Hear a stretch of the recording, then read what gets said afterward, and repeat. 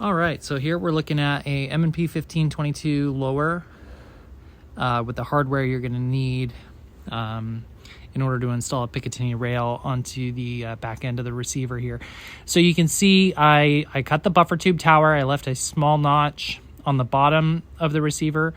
This doesn't have to be an exact science, but I just left a notch big enough that it would interface with the 1913 rail, so that notch would act as a anti-rotational tab sticking out the bottom of the receiver. So again, here's the receiver. Here's the notch. I did a vertical cut. I just eyeballed it. I tried to do it as straight as I could, leaving, again, this portion here at the bottom. You'll see, so this is a Magpul M-Lock polymer rail, 1913 polymer rail that I milled out the middle section so that it would attach directly to the back of the receiver. And you can see that notch sticks directly into the bottom of that polymer rail, so that when you put the screw through the lower receiver, this 1913 rail isn't going to rotate around under stress. So we got the screw through here. You can see I've got it inserted into the lower receiver through the back of the pick rail. Nothing crazy. I just drilled a small hole. We're going to put a washer on here and a small accompanying nut for that bolt and tighten it down.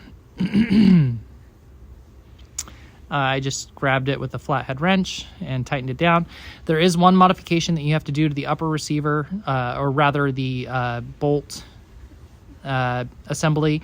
That's just cut out a small section in the rear end of the bolt so that when you close your upper receiver onto your lower, this is able to stay flush back against the rear end of the receiver so that it doesn't cause like a short bolt stroke or anything like that. You can see it sits there perfectly fine. Here it is again, assembled with the SB Tactical 1913 triangle style brace.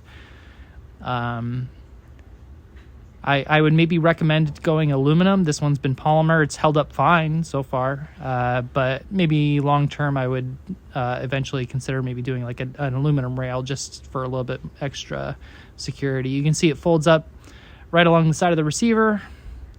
You'll see here that the charging handle doesn't interfere with the brace, so it charges just fine. This has been a fun little modification. I've been pretty happy with it. Folds up along the receiver, makes for a great little package.